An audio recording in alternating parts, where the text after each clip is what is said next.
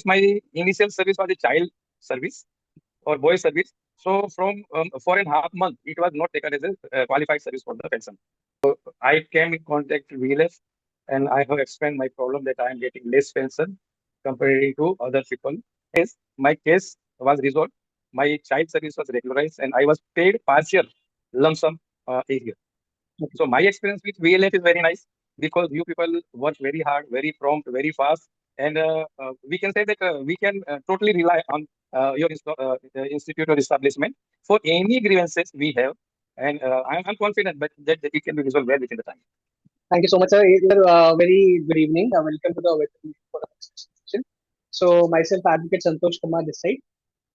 So, Om Prakash ji, ये 10 से 15 minute का कॉल रहेगा. We will try to understand कि आपका इशू क्या था, आपका आपने क्या चीज फेस किया है, आपका सोल्यूशन कैसे हुआ है, और आपका क्या सजेशन देंगे जी अदर वेटरन्स को. सर, तो आप अपना एक ब्रीफ इंट्रोडक्शन दे पाएंगे कि आप कौन से फोर्स से रिटायर्ड हैं, कब रिटायर्ड हुए हैं, अभी प्रेजेंटली कहाँ सेटल्ड हैं, ताकि हमारे व्यूअर को थोड़ा कनेक्शन हो पाए. आई एम अंग्रेजी ही कन्वीनियंट है क्या, आप हिंदी में बोले तो भी चलेगा? चलेगा सर, दौड़ेगा, कोई इश्यू क्योंकि नहीं. नहीं, क्योंकि आपके ग्रुप में दोनों लोग होते हैं, आर्मी जी के जी. भी ग्रुप में देखता हूँ. Anyway, I join Indian air force in 1979 as an airman. While joining the Air Force, I was below the age of 17 years. Okay. And I rendered active service of 20 years and 26 days. But since my initial service was a child service or boy service, so from 4.5 months, it was not taken as a qualified service for the pension. अच्छा. Despite serving 20 years and 26 days, only 19 years, 7 months, and 15 days were taken. So my pension was granted on 19 year and 7 months and 15 days. So since my initial service was a child service or boy service, so from 4.5 months, it was not taken as a qualified service for the pension.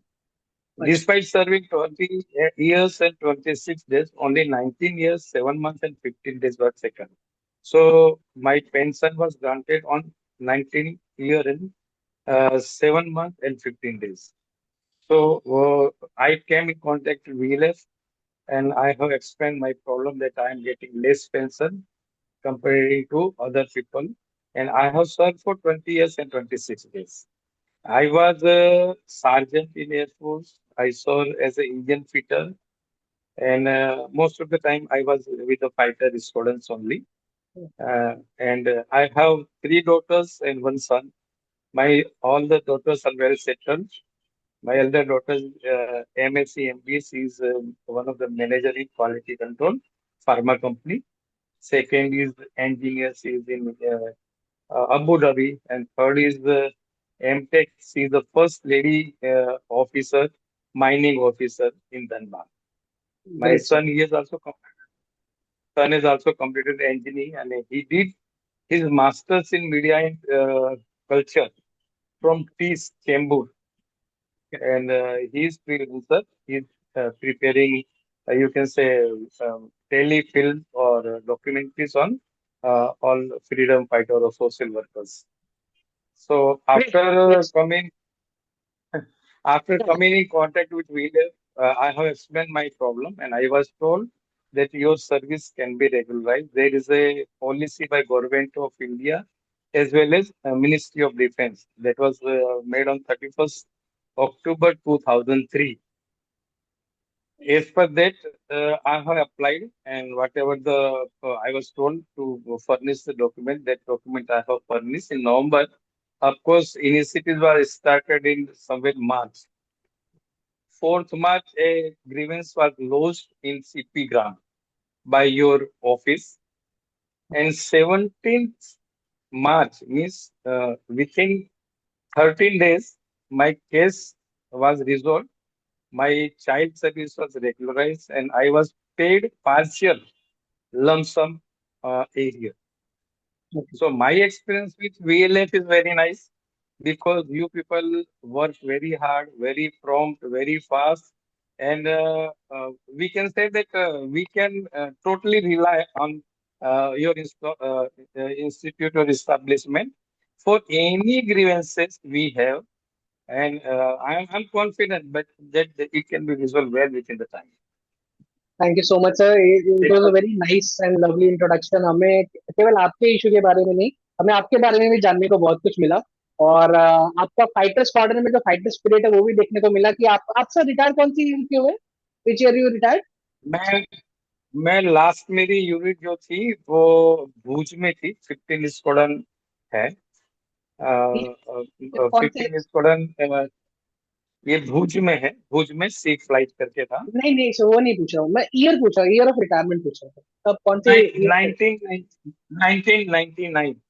1999। सो मतलब समझ लीजिए कि it is a 26 years old issue है, but sir ने वो जी चीज जी। छोड़ी नहीं और सर ने आज भी उसे टेकअप किया। और सर का वो जो वॉइस सर्विस का रेगुलराइजेशन था वो कंप्लीट हुआ। तो सर क्या हुआ कि अर्लियर आपको उसके बारे में पता नहीं था, अवेयरनेस नहीं थी, ये मैटर आपने अभी टेकअप किया, ये क्यों, ऐसा क्या, what was the actually delay? Actually I was not knowing about this thing that it can be regularise. मैं दो चार लोगों से पूछा था, बट दे टोल्ड दैट के ये तो चाइल्ड सर्विस के लिए तो कुछ होता नहीं है। But last November, November 25, just I was sitting idle, मेरे दिमाग में एक बात आया कि लाइए वीएलएफ से एक बार बात करता हूँ कि can anything be done in this regard. तो प्रोसीड। Great sir. तो आपको ये आपने इन जनरली डिस्कशन कर रहे थे, बहुत सारे लोगों से कर रहे थे, बट एक आप बोल रहे थे कि एक यूनिफाइड सोल्यूशन आपको कभी मिला नहीं, इसलिए आपने अप्लाई नहीं किया, और एक बार द डे ऑफ नवंबर के नवंबर नवंबर 2023 में ये इशू हो गया, ठीक है आपने उसके बाद। सर तो क्या आपको लगता है कि लोगों को अवेयरनेस कम क्यों है, क्यों, क्या होता है, लोगों को क्यों इन चीजों का? एक्चुअली एक्चुअली क्या है कि बहुत से लोग इन ग्रुपों से जुड़े नहीं हैं। जो फ्रेंकली स्पीकिंग, जैसे मानिए एयरफोर्स एसोसिएशन या और भी इंस्टीट्यूट है, अगर उन लोगों के मैगजीन के थ्रू भी इसकी पब्लिसिटी हो तो जहां जहां भी उसका सर्कुलेशन होता है वहां पता चले। या जो भी लोग रिटायर्ड होते हैं उनके हेडक्वार्टर्स हैं या जहां भी लास्ट वो लोग जाते हैं अपने पेपर सबमिट करने के लिए, अगर वैसे इंस्टॉलमेंट में भी ये चीजें जाएं तो भाई लोगों को एक वो मिले कि आफ्टर रिटायरमेंट अगर I have some problem I can contact this establishment and they can help me. Retirement के बाद लोगों को ये होता है कि मैंने तो सर्विस छोड़ दी, अब तो मुझे कौन सुनेगा। यस, एग्जैक्टली सर, ये एक बहुत बड़ा इशू है कि एंड एक्चुअली सर आप लोग तो राइटफुल हैं राइट्स कि आपने अपनी पूरी जवानी सर्विस को दी, देश के नाम पे कर दी। और ये हम लोग ने बहुत सारा देखा है, वेटरन लीगल फोरम एग्जिस्ट ही नहीं करता अगर अगर जो हमारी चीजें है गवर्नमेंट अगर ऑटोमेटिक रूप से कर लेती है। आप देखिए आपकी भी जो पॉलिसी है, it is already a policy, government की खुद की पॉलिसी है, गवर्नमेंट के पास आपके रिकॉर्ड्स है, तो गवर्नमेंट ये सब चीजों को सुओ मोटो भी अप्लाई कर सकती। इवन ये तो छोड़ ये दीजिए। जैसे ये जैसे पॉलिसी इन लोगों ने फॉर्मुलेट की 2003 में, तो हम्म, एक्चुअली इनके पास तो टोटल रिकॉर्ड है कि कौन से लोग हैं जो चाइल्ड चाइल्ड सर्विस या बॉय सर्विस जिन्होंने रेंडर किया है, तो उनको ये पिकअप कर सकते हैं। और आज के टाइम में जहाँ एवरीथिंग इज कंप्यूटराइज, तो data is already available with this people. Hmm, बाकी ये है कि अगर आप प्रोएक्टिव हैं तो ठीक है, नहीं है तो कोई पूछने वाला नहीं। इवन प्रोएक्टिव की भी सर ऐसा बात है, लोग काफी बार हमारे से आने के पहले, देखिए हमारे से हमारे तो लास्ट वे ऑफ होप पे आते हैं, इसके पहले लोग अपने साइड से बहुत ट्राई करके बैठे रहते हैं, they go to the record office, कुछ लोग तो दिल्ली का ही है, रिकॉर्ड ऑफिस में जाते हैं, दे गो विद द स्पर्श सेंटर एवरीथिंग, सब लोग हाथ खड़े करते हैं, they don't give a proper response, they don't get the proper treatment. तो आदमी को जब जाना ही अच्छा नहीं लगेगा तो वो अपना ग्रीवेंस क्या करेगा? तो वो सब करने के बाद जब एक्चुअली लोग जी सर। एक्चुअली होता क्या है कि people do not know the right authority to whom they should contact। हम्म, मानिए कभी कभी एक एक चीज है, मुझे पीडीसीए से मिलना है, मैं हम्म, चारों ओर हाथ पैर मारता हूँ कि उसके बारे में नहीं मालूम है, वहां नहीं जाता। जो जो जो ऑथराइज नहीं है वो तो यही कहेंगे कि भाई ये होता नहीं है या हम कर नहीं सकते हैं। बाकी जैसे आपका एक एस्टेब्लिशमेंट है जिसके पास सब कुछ मालूम है कि कौन सी चीज कहाँ से उसका सॉल्यूशन है, तो करेक्ट। आपके पास कोई भी अप्रोच करेगा तो आप करेक्टली उसको जहाँ जाना है, जिस जिस बास्केट में जाना है उसी में आप अप्रोच करेंगे। राइट। बाकी जैसे बहुत सी चीजें बनी, एयर वेटरनर के साइट बनी है, सीपी ग्राम बना है, उसमें अलग अलग क्लासिफिकेशन हैं। अगर किसी क्लासिफिकेशन से में भी गलती होती है तो भी उसकी जो ग्रीवेंसेस है वो रिजोल्व नहीं होती। तो मेरा ये मानना है कि आपका जो वेटरनल लीगल फोरम है, अगर उसकी पब्लिसिटी अच्छी तरह से होती है तो नेचुरली आप इसको आप किस तरह से करेंगे, प्रिंट मीडिया से करेंगे या सोशल मीडिया से करेंगे या टेलीविजन या उनका सहारा लेंगे, मतलब कहीं ना कहीं से एक बार लोगों तक ये चीजें पहुंचनी चाहिए कि भाई अगर वेटरन्स हैं और आपको किसी तरह की भी प्रॉब्लम है, पेमेंट से है, एरिया से है, पेंशन से है, फैमिली के नाम, डेट ऑफ बर्थ या कुछ भी करेक्शन से कंसर्न है या कोई पीओआर है, you can contact us and we will get it rectified. तो जैसे छोटी सी एक फिल्म बनती है ना 30 सेकंड की, और वो भी सर्कुलेट होती है, तो मुझे मुझे ऐसा लगता है कि इसका काफी कुछ फायदा हो सकता है। सर, आपने बोला हम कैसे करेंगे। देखिए सर, हमारे क्लाइंट्स ही हमारे ब्रांड एम्बेसडर्स हैं। जैसे लोग वे कितने प्यार से बता रहे हैं कि ये सर्विस दूसरे के बारे में जाए पहुंचे, ताकि लोगों का भी वेलफेयर हो। तो आप लोग हमारे ब्रांड एम्बेसडर्स हैं, और वर्ड ऑफ माउथ धीरे धीरे सब पहुंच ही जाता है। We also want to hmm. Try it out to reach to as many as people जिनके हम प्रॉब्लम को सॉल्व कर पाए, जिनके जेन्युइन इश्यूज को हम ले जा पाए। पर आपका भी वीडियो देखकर बहुत सारे लोगों को एक बहुत सारी अवेयरनेस क्रिएट होगी कि एक 1999 जी का जी मैटर, जिसके पॉलिसी बाद में आती है, जी पर भी वो वेटरन हार नहीं मानता है। जी वो वेटरन 2026 जी जी 2025 में आके अपने राइट्स के लिए खड़ा होता है, और राइट्स को खड़ा ही नहीं होता, वो अपने राइट्स के ड्यू पेंशन को करेक्ट भी जी करवाता है। और अभी इसमें जी आपका जी क्या जी होता है, हम लोग जो इनिशियली टेकअप करते हैं वो जनरली गवर्नमेंट एक लमसम कैलकुलेट करके एरियर्स वगैरह भी ग्रांट करती है, बट हो सकता है कि एरियर्स प्रॉपर ना हो, क्योंकि उसमें फिर हम एक डिग डिग करके दोबारा उसे एरियर्स के मैटर्स को टेकअप।